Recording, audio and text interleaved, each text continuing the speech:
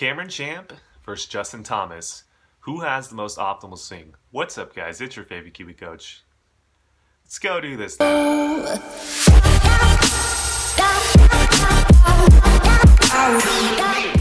Alright guys, so if you guys are new to Mike's OG Academy, we do everything that you guys need to know about golf instruction, whether it be golf tips, golf instructional vlogs, golf interviews, golf swing analysis like this. We do it here, right? So if you guys haven't already, hit that little red subscribe button and you guys are going to be notified every time we drop a video. Alright guys, so let's get into this analysis. I think you guys are going to really enjoy this. It's going to be pretty comprehensive. It's going to be a little analytical and definitely maybe a little bit on the advanced side. But I do think it's going to bring up some very important points about the differences between golf instructional methods right now. Obviously, there's a big debate between golf instructors right now. In transition, do you break the barrier or do you kind of pressure shift in front of it before or really early in transition, or do you kind of sit on that wall and churn? Is kind of a big debate right now. Which one is most optimal? Which one is going to get you the best golf swing, basically, right? So I think these players obviously represent this very, very well. Cameron Champ obviously being a little bit more of the rotational side, and then Justin Thomas being a little bit more of that traditional, breaking the barrier a little bit earlier in transition, okay? So the first part of this video, we're going to kind of talk about what Justin Thomas is doing in his golf swing, what he does maybe in terms of lower body movements, as well as kind of rate of closure ideas, what he's doing with his release pattern, and then my ideas on why I think he's kind of stalled out. Now, second part of the analysis, we're going to basically put these players together and kind of take a look at, first off, the rate of closure differences, as well as what they're doing from basically position 7, which is impact, through about position 9-ish. And I'm going to kind of show you guys why I think Justin Thomas's golf swing is going to, first injure him over long-term use of it, because I don't think it's supporting the lumbar spine as best as it can, as well as I think it's a less consistent model, basically. So let's get into it. Let's go to Justin Thomas first. So we're going to take him up. Quick little overview of kind of setup ideas. Obviously very traditional. He had a PGA professional as his dad, so he has really good fundamentals and a very, very overall great golf swing, right? Even though we're going to kind of be bashing on his golf swing in this analysis, I do think there's a lot of great points that you can take home from Justin Thomas's golf swing. So for those haters out there that love JT, I love his golf swing too, guys. Don't get me wrong, but I do think Cameron Champ's, in terms of the model of Cameron Champ's swing, is maybe a better model for in terms of optimal golf swing. Okay, so let's get into it. Takeaway, obviously very traditional. Great spot here. I know he does a lot of drills working on his takeaway, so obviously one piece takeaway, very, very traditional. Looks really, really good. Now, once we get to the top of his golf swing, this is where we're going to kind of see the first oddity in terms of traditional. He obviously gets the lead arm very far above the shoulder line, right? Now, I honestly kind of would rather see players do that than the opposite side where it's below the shoulders. But the way that JT kind of does it, he doesn't get a lot of depth while he does that, right? Depth just means that his hands right here are kind of close to his head, okay? To give you guys a little bit of a reference, if we go take a Cameron Champ's, we can see that Champ has a little bit more depth at the top of the swing, or i.e. his hands are a little bit further away from his head than JT's is in terms of left or right dispersion, okay? So that's all I mean by that.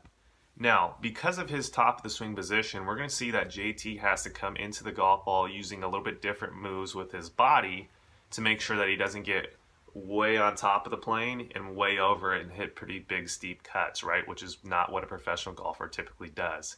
Bubba might be the one Bubba might kind of do that a little bit, but anyways, we're not going to talk about Bubba in this analysis. So as JT comes down, we're going to see something interesting with his hand path. Because he's so, I would say, has no depth, we're going to see hand path drop a little bit more vertically down than out. It's still going to drop a little bit out, but not as much as someone who had a little bit more depth at the top, right? So if we take a look at his hand path, we're seeing that there's an element of out for sure, but it's definitely a little bit more vertically down than Cameron's going to be, and you'll see that here in a second. So as we get him kind of into this lead arm position, we can see the trace of his hand path. It worked pretty much vertically down the initial part, and then now it's starting to add on that little bit of out element as he's starting to rotate, right? So that's kind of pretty important. So basically what it means is he's really not churning in transition. He's not churning into this lead arm early in transition. He's more so kind of keeping body lines closed with his shoulders and then dropping hands down. Now his lower body's opening relative to that, but it's a little bit different of a move than Cameron's, which you guys will find interesting here in a sec. Cool. From this position, I would say his hands are maybe a little bit too far out in front of him for my liking, and he's getting into kind of that crashing and burning look to where he's going to get a pretty steep attack angle. Now, because of this, what you're going to start seeing is his heel is starting to come off the ground, and he's going to start extending in the lower body. Not necessarily the upper body, but in the lower body, which is a great point for a lot of you guys to understand. There's multiple ways for people to extend. You don't have to just extend both parts, or you can also extend just one part, right? So we're going to watch his chest and then watch his knees, and we're going to see that as Justin gets into impact, his chest is relatively staying in flexion or front bend while he's rotating, but his knees, watch his knees, are the ones that are extending, as well as his pelvis line is starting to kind of level out like this, right? Then as he gets to the impact, we can see that he has what I call would be kind of a stuck look to him. His knees have extended, his heel is kind of off the ground a little bit early. He's kind of got that Olay look that Tiger would say back in 2000 with Butch. And then as we kind of get him through the impact zone, right about here, I want you guys to take a look at something. We can see that there's a lot of wrinkles in this shirt. All that really means is that he has a decent amount of right side lateral bend, which is him trying to make sure that he stays on kind of center here. He doesn't move his head forward, as well as he doesn't want to kind of come out and early extend and kind of block shots out to the right, correct? So that's basically in a nutshell what JT is kind of doing throughout his golf swing. So he's matching up the top of his backswing position by doing some moves on the downswing. We would obviously argue it's a great matchup because he's a good ball striker, but in this analysis we're comparing him to another player who is also a great ball striker, so we're going to see with tiny little details which player has the most optimal swing. So let's get into the first part between these two players, and we're going to take them both down to impact. Brief little kind of view of what Champ is doing in the downswing. We're going to start seeing him churning into the lead shoulder a little bit more. He's getting a little bit more of this look right here in transition. And as he does that, the club shaft is shallowing a little bit more. It's on a flatter plane than Justin JT's was at that time. We're obviously seeing that his heel is not coming off the ground as much, just because whenever the player has a little bit more of a flatter club shaft pitch or plane, obviously it doesn't make any sense to extend early because you're going to completely miss the ball, right? The flatter the plane, the more likely the player is going to stay lower in inflection, right? Sergio is kind of a great example of that. Cool. So as we get into impact, the two players look obviously different, right? We can already start to see the differences between these two players at impact if we kind of zoom in. I want you guys to kind of take a look at first the wrinkles in JT's shirt right here, and then the lack of wrinkles in terms of Champ's from this position, right? So if we look at the wrinkles, basically we can see that JT's is pretty much all the way up through the thoracic, even the mid-spine, right? And we don't see any in Champ's, right? That just shows me that Champ has a little bit less right side lateral bend look to him, and he almost has a little bit less of the shoulder behind the rib cage type of look than Justin has at this point, right? I.e., whenever the shoulder gets behind the rib cage, that's kind of that stuck look. And you typically get players who get that look whenever the lower body works kind of like JT does, when his lower body extends and then they try to stay in their spine angle by dropping the shoulder this way, and they get that right shoulder or trail shoulder behind the rib cage, and that's that stuck look we're talking about. Now, because of that stuck look, let's take a look at differences between these two players' rate of closure. So if you go a few clicks after the shot, we're going to see a huge difference in terms of rate of closure, and I'm going to draw an angle to use as a reference so you guys can kind of see the difference. You guys should probably be able to see it just off the eye, but I think this is going to make it a little bit easier for you guys to grasp. So if I draw an angle on the hosel and then kind of on the leading edge of the club face, JT's over here at kind of 82. If we take a look at Champ's, get it on the club shaft and then get it on the top of the face. Champ's over here at 96, right? So Cameron Champ's angle is a little bit more obtuse than JT's, right? All that really means is from a 2D world that we're looking at, JT has released the toe more than Champ has at this position, right? So what does that really mean? Well, that gets into rate of closure ideas. Everyone thinks, or not everyone, but a lot of people still think you have to really turn over that toe to hit a draw, because I know JT wants to hit a draw, and there'll probably be some people commenting below saying that the reason why he's releasing the toe so much is because he wants to hit a draw.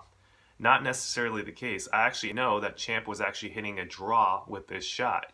You don't have to have a high rated closure to hit a draw. All you need to have is that your face angle needs to be pointing left of the path, and that's going to get you the draw, right? And that's how Cameron Champ hit his draw in this particular shot. So that's rated closure ideas. I would argue rated closure that is more so like Cameron's and not like JT's is going to be more consistent over the long run of a career.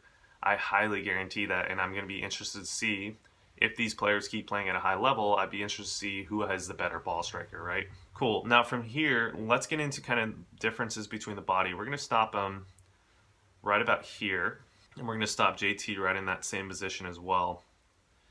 And we're going to see a massive difference in between these two players in terms of what their body is doing. So the first angle I'm going to draw is on the pelvic line, okay?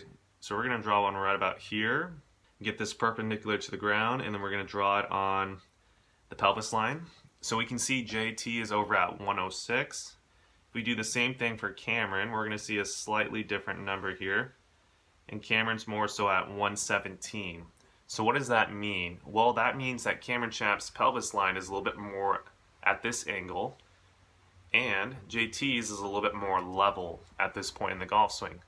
So why are these two players' pelvis lines different at this point in the golf swing? Well, it's because the way they came into the golf ball. Remember, it's because JT had little depth and had arms super high, he kept shoulder lines closed longer, and he was crashing and burning with club shot pitch being steep, so then he extended with the lower body, which then made him have to level out the pelvis earlier than Champ has to do at this position.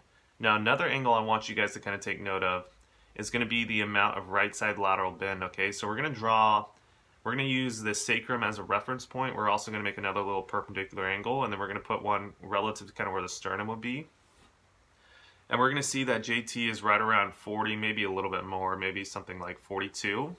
If we take a look at Cameron and we do the same thing, we put that as the sacrum point, make this kind of 90 degrees to the ground as best as we can, and then draw one on the sternum, we can see that Cameron is a lot less. He's over at 35. So all these angles are representing and used as our reference points. That just means that JT has a leveler pelvis at this time and more right side lateral bend. Cameron at this point in the golf swing has a little bit more of a tilted, or he has right side pelvic tilt, or the left side is higher than the right, and he has less right side lateral bend at this position.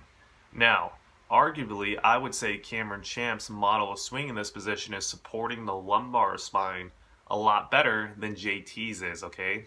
So JT, this is the whole argument I'm trying to make right now in terms of JT's going to be possibly injured in the future here, is that JT's model of golf swing is not supporting the lumbar spine through this crucial kind of in between P8, P9 position to where there's a lot of torque on that lumbar spine in this position right here. He's not supporting it very effectively as well as Cameron is. And the reason why is because JT made a different lower body motion, i.e. he bumped forward, kept shoulder lines closed, and extended with the lower body and tried to keep chest low by getting a lot of right side lateral bend. Cameron, on the other hand, didn't bump as much. He churned into this lead arm, right? He got more of this look, and then he could drop into right side lateral bend with the correct amount, and the pelvis didn't have to level out, and he didn't have to extend the lower body, basically, is what he did differently. Hence, he was able to basically get into a position that's going to support his lumbar spine more effectively in this crucial position, right?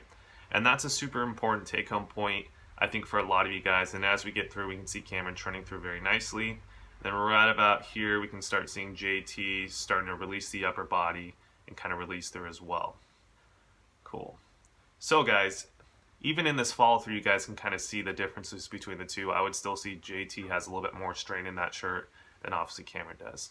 Cool. So I think this is going to be a little bit of a controversial analysis so far. I think you guys are not going to like, a lot of you guys aren't going to like the points that were made here, but I think they're very valid points. The first and most important point, obviously, is going to be injury prevention, because obviously you want to be injury free, especially if you want to have a long PGA Tour career. There's a lot of people out there saying that Cameron Champ's swing model is going to be conducive to maybe more injury than others.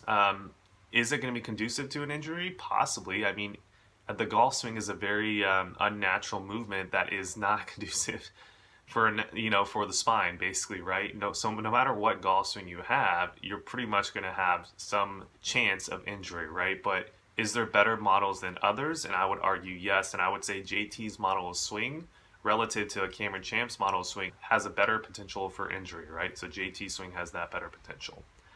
Cool. Now the second main point that was super important as a take-home point is going to be the rate of closure ideas. So because Cameron was in a different position at the top, he got a little bit more of this churning into the lead shoulder look and laying down the shaft a little bit more. He was able to get his lower body to work effectively to where he could basically be rotating through impact and not have to rely on this little flip move like JT is kind of doing at the bottom of his golf swing. Cool, guys. So hopefully you guys understood that. It is a little bit of a complex subject. I think it's super important for the better players, especially the younger kids out there who want to go play and have a long career playing professional golf.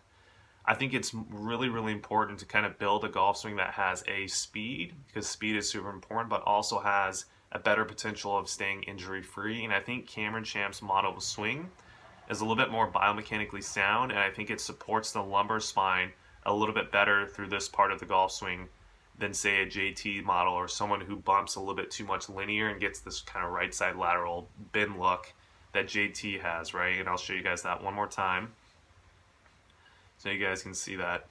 But I would say JT's look right here compared to Cameron Champ's, there's a lot less stress on the lumbar spine with Cameron's at this position than JT's, and it just has to do with the way that they moved into the golf ball as well as reacting to club shot pitch. Cool, guys. So I'm going to end it off there. If you guys haven't already, feel free, smash that like button. Let me know how we're doing. Leave me a comment. Let me know if you guys like these types of videos. And as always, hit that little red subscribe button down there. All right, guys. Best of luck and play some golf out there.